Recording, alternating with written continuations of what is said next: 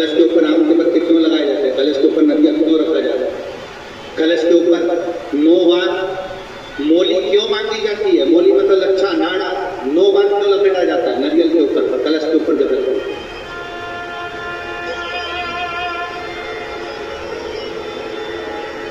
कलश के ऊपर जब जब श्रीफल रखा है, नारियल रखा है, तो उस पर 5 बार 7 बार मोली नहीं लपेटी जाएगी, तो 9 बार लपेटी जाएगी। 5 या 7 बार लपेटते हैं तो कहते हैं कि लक्ष्मी की छिन्नता होती है, और वो 9 बार लपेटी जाती है तो भरपूर लक्ष्मी का भंडार होती है। क्यों क्यों करते हैं?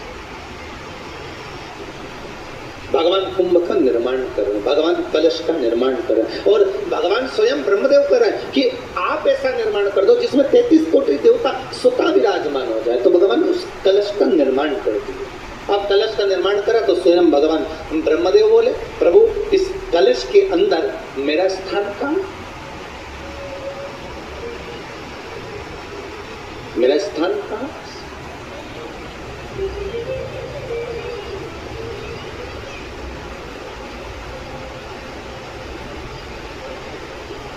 बहुत ध्यान देना महाराज, कलश का जो मुख होता है उस मुख पर भगवान विष्णु का स्थान है। किसका स्थान है? भगवान विष्णु का। थोड़ा सा नीचे आओगे, जहां से कलश का मुख दबा हुआ होता है, वह जगह भगवान स्वयं शिव की होती है। किसकी जगह है? भगवान शंकर की। कलश का अग्रभाग, नीचे का भाग जहां से फैला हुआ होता है, वहां ब्रह्मा का आधिपत्य स्थापित होता है। फिर कलश का जो नीचे का भाग होता है वो भगवान शिव और शक्ति का स्थान होता है। कलश के बाहरी भाग में, जहां पर बाहर का हिस्सा होता है, उस कलश के बाहरी भाग में 33 कोटि देवताओं को भगवान शंकर ने लाकर विराजमान किया होता है। महाराज भगवान शंकर 33 कोटि देवताओं को निमंत्रण देकर उस कलश में विराजमान कर। कितना सुंदर लिखा है देवी भागवत के अंदर कि जहां कलश की स्थापना होती है, आषाढ़ी नवरात्रि में, आदिकादिक पौष नवरात्रि में हम शंकर की, हम जगत जननी जगदम्बा की जब स्थापना करते हैं, या हम नूतन घर का प्रवेश करते हैं, या गणेश जी की स्थापना करते हैं, या कोई दुकान को प्रवेश करते हैं, या कोई शुभ कार्य करने के लिए अग्रण्य होते हैं, तो हम कलश की स्थापना क्यों करते हैं? आज शिव महापुराण में शुरुआत में अपन शिव और पार्वती की यही संवाद को लेकर चलते।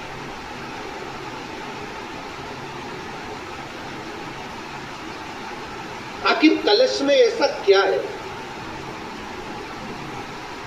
कलश के अंदर आखिर ऐसा क्या विराजमान है कि 33 कोटि देवता उस कलश के अंदर आकर बैठ जाते हैं? महाराज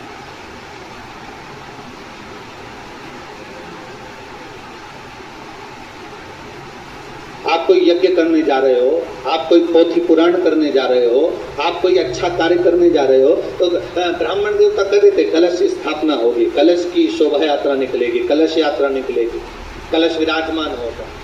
और आज हर की पौड़ी पर, प्रयागराज में या उज्जैनी में, नासिक में जो बड़े बड़े कुंभ के मेले होते, कुंभ का मतलब भी तो कलश से होता है, उसकी महत्व तक है।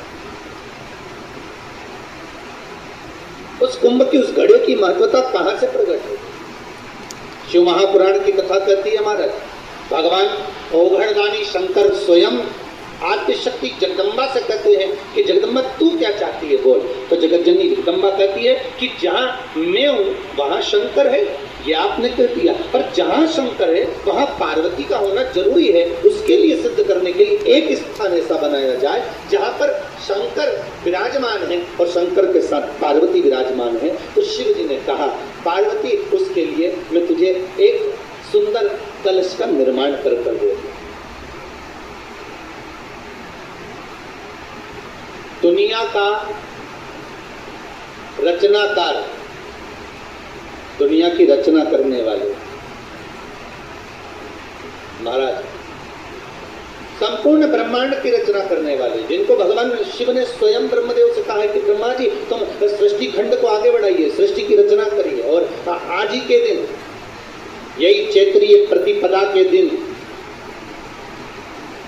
यही इसको कहते हैं नया संवत्सर, नया वर्ष। हिंदू धर्म में क्यों कहा जाता है? आज ही के दिन ब्रह्मा जी ने महाराज सृष्टि की रचना करना प्रारंभ करा था। आज ही के दिन भगवान शिव और ब्रह्मा का संवाद हुआ था। सीधे भगवान सत्र ब्रह्मदेव के पास का या मंगल विवाह नहीं हो रहा है, या शादी नहीं हो रही है, या उस लड़के लड़की के लिए बहुत प्रयास कर लिया आपने, उसकी शादी हो ही नहीं, अथक प्रयास आपने कर लिया और उसका मंगल विवाह नहीं हो रहा। तो ये देवी भागवत में स्पष्ट कहा गया, देवी भागवत में वर्णन किया गया, देवी भागवत में वर्णित किया गया। और देवी भागवत में कहा गया कि आम का जो पत्ते होते हैं, आम का जो पत्ता होता है, आम का जो पल्लव होता है, उस आम के पत्ते पर हल्दी और सिंदूर, इन दोनों से स्वस्तिक का निर्माण किया जाए। ये देवी भागवत का संवाद है, बहुत ध्यान देना मानो। जिन कन्याओं का विवाह ना हो पंचमी के दिन, नवरात्रि की कोई सी भी पंचमी, मतलब जो पंचमी तिथि पड़ी है, कोई भी नवरात्र, चाहे वो 4 नवरात्र में से, चाहे वो पौष का हो, अश्विन का हो, चैत्र का हो, आषाढ़ का हो, किसी भी नवरात्रि में आप कर सकते हो। एक पान के पत्ते पर, एक ही पत्ते पर जो 2 स्वस्तिक बनेंगे, एक हल्दी का बनेगा, एक सिंदूर का बनेगा। बस अंतर इतना है, जो हल्दी का स्वस्तिक है उस पर कंकु के चावल है, अर्थात रौली के चावल, रोली कुंकू के चावल रखना है, और जो सिंदूर का है उस पे हल्दी के